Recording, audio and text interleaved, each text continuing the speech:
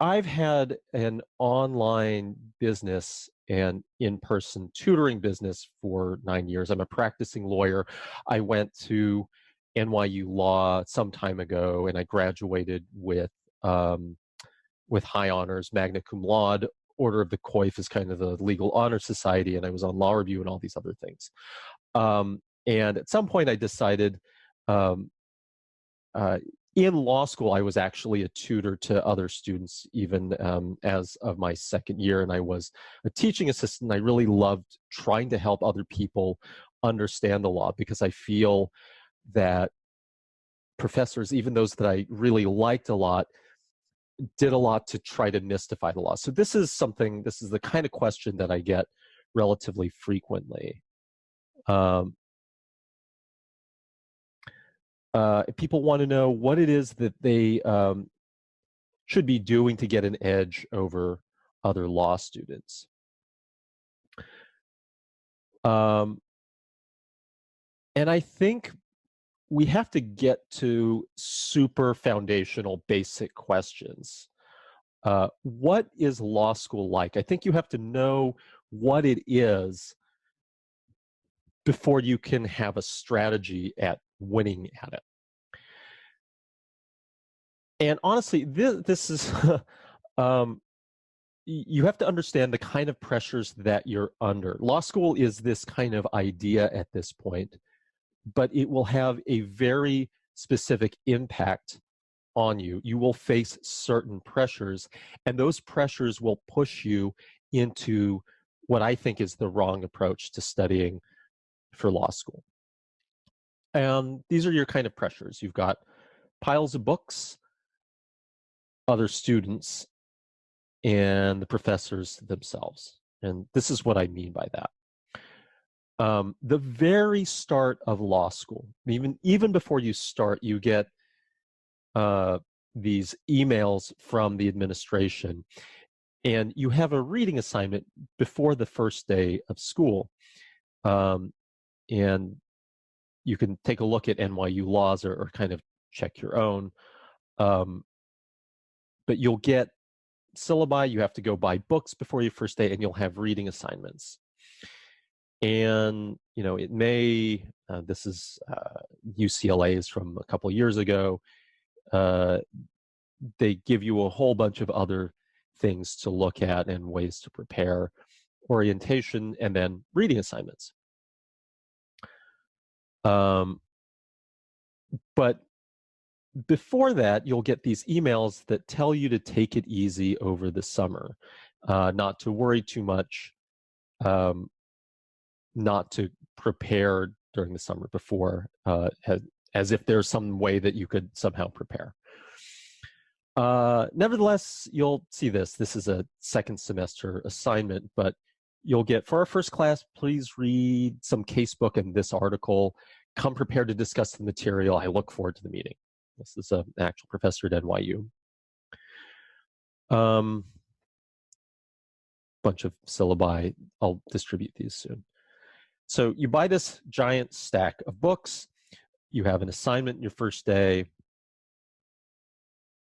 These are real piles of books, by the way, just letting you know, real piles of 1L books. So let's take her example. You've got to read 42 pages before the first class. It's not atypical, but let's say it's 25. You have 3 to 4 classes, subjects that you have to study.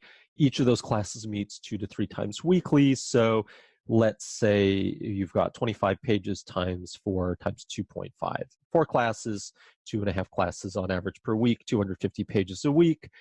And this is slow, careful reading. Now, maybe you've read more if you were an arts and letters kind of major.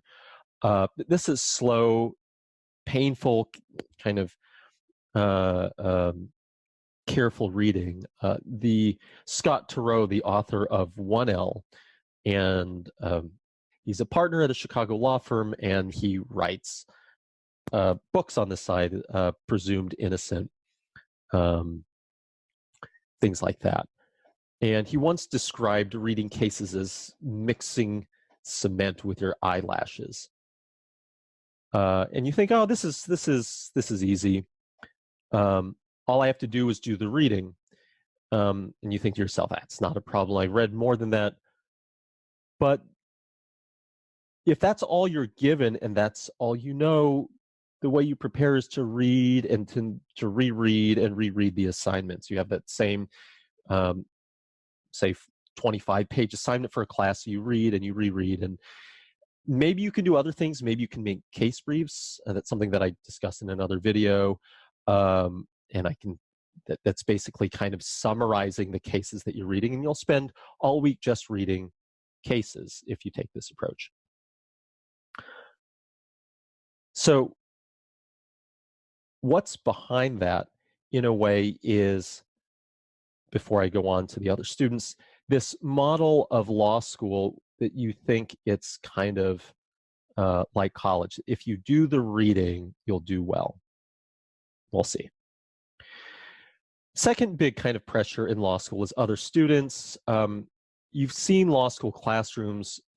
Depending on the size of the law school, you have 100 people or 50 people per section. You either sit in big crescents or kind of big squares. They're kind of rising desks, and you have the professor sitting here. These are the single worst drawings of professors ever. That's a head and a bow tie and a stick, no legs and no arms, just this weird stick torso. And think about the students at your law school. They are literally your peers. They're almost just like you in the sense that they're in the same GPA range, the same LSAT range, and there's every reason to believe that they're no better or worse than you are. Part of that is by the selection process of law school, that they're all within certain ranges. Certain law schools are kind of within similar ranges: Chicago, NYU, Columbia, and maybe Yale's its own bracket. Harvard and Stanford are pretty similar. Maybe they're the same. But by the way people are selected to be in law schools, and the law schools, people generally try to go to the best law school that they can, depending on scholarship money and whatnot. They're just like you. So what does that mean? Law students are a bunch of Hermiones, but that's not really you. You're going to have to just live with some of these constant and endless flow of pop culture. This is not really you in law school. This is you after 7, 8 movies, if you count the last one split into 2. After some experience. But maybe this is more you when you start law school, or this is you, Hermione, or maybe this is you, Velma or Brainy Smurf. That's what you all maybe seem like on the outside, or that's how you see other students and maybe how they see you. But there's a psychology to how you feel when you get there. There's this kind of well-known psychological phenomenon of imposter syndrome. And it's not uncommon amongst high-achieving people to feel like they don't deserve it, or that secretly they're worried that other people are smarter and that their accomplishments don't mean much. So maybe you feel like Neville Longbottom. Apologies if you don't like Harry Potter, but he's the best example I could think of. And this is kind of, I don't know why Hermione's smiling in the background. But this is kind of how you feel. You feel like Neville in a giant class full of Hermiones. But this is what you really are. You really are Hermione. You really are as good as all of the other law students. But all of you will have this imposter syndrome where you all think you're actually Neville. So the class is full of people who all on the outside seem quite smart and quite competent, but internally are insecure about what's happening and whether they'll do well in law school. This is life in class. If I have any advice about that, it's to be friendly. There's no reason to be, in my mind, outwardly competitive with other law students. But the fact is, so that's one thing. This is the psychological fact of life. This means that you should treat other people as you would well, as you'd want to be treated. Exams is another story. There's nothing, you're not going to compete in any weirdo, overt way. You should still be nice to people. But exams will be a kind of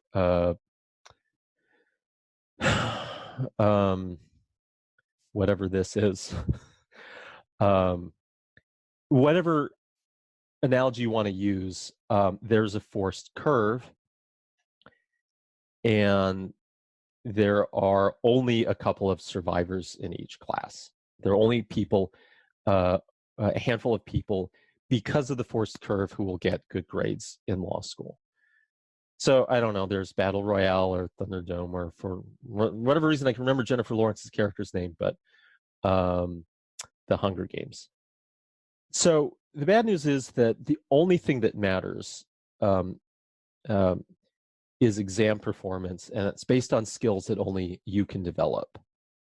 That's also kind of the good news, that exam performance is based on skills that you can develop. You can develop the capacity to do well on law school exams before you arrive at law school. The last stressor is professors. So this is John Houseman, who won an Academy Award to be this fictional but based somewhat on fact Harvard law professor, Charles Kingsfield, in The Paper Chase, which is now randomly, this is another John Houseman I found when I was trying to Google an image for him. I love the awesome matching tattoos. Paper Chase is now, maybe I have the year wrong, now it's 46 years old.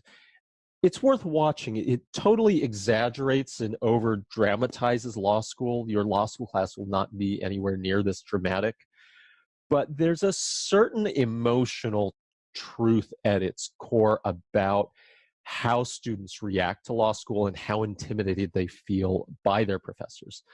To fall back on Harry Potter again, the more modern analog is Snape. Everyone knows what Snape is like. He is imperious and punishing. So you'll get, this is a line straight from the movie, recite the facts of Hawkins versus McGee. It's a famous contracts case. You feel like he's shooting lasers at you. This is older Neville Longbottom. And then you have this component, if you watch The Paper Chase, you'll notice that the thing that's accurate about it is that you sit in the class in rows with 100 other law students, and you can be cold called to discuss the reading that you were asked to do. And it's part of what's called the Socratic method, where the professor will just grill you with questions. But mostly it feels like an opportunity to feel stupid in front of all the other people that you think are smart. So, and I'll frankly tell you that I was not great in class. At least I didn't think I was. I thought I was kind of a mumbling idiot the few times I was called on. So you kind of end up mumbling like this, or this is your internal monologue, at least, even if you're providing a lucid answer. But no matter what, you'll kind of still, the professor may still look at you. You're filled with a sea of Hermiones. They're happy to kind of fill in the answer and everything that you missed. What the shit was that, Longbottom? And so he just kills poor Neville. This is really important. So you have the combination of readings, an intimidating professor, and concern that you're going to look like a fool in front of your peers. This kind of humiliation is probably our greatest fear, at least according to a lot of poll numbers. 74% of adults. Who knows where this statistic came from, because it's not pulled from Statistic Brain, it's pulled from somewhere else. But most people are reasonably afraid of public speaking. And supposedly I've read people fear public speaking more than death, which is crazy because dying is a lot more humiliating. But remember, this isn't just public speaking on your terms. It's a public interrogation almost to expose how much you do and you don't know. The Socratic method is the main method used to teach in class. But there's no point at which you arrive at a correct answer necessarily, according to the kind of strict version of the Socratic method. The lack of a right answer and the need to fill class time means the professor is going to keep grilling you even if you provide every possible wonderful answer that no one's ever done better than you before. So this will just keep going on and on and on. So if you put it together, you've got a ton of reading, you've got a lot of smart peers, and you've got an intimidating professor. This is peer pressure to overwork, especially in the wrong ways if you don't know what the end game is for law school. Thanks for tuning into the show. Please subscribe if you haven't done so already to be notified of new episodes as I release them. And feel free to reach out if you need anything at all as you move forward with your prep. I'm happy to help however I can. In the meantime, I'll wish you all the best and take care.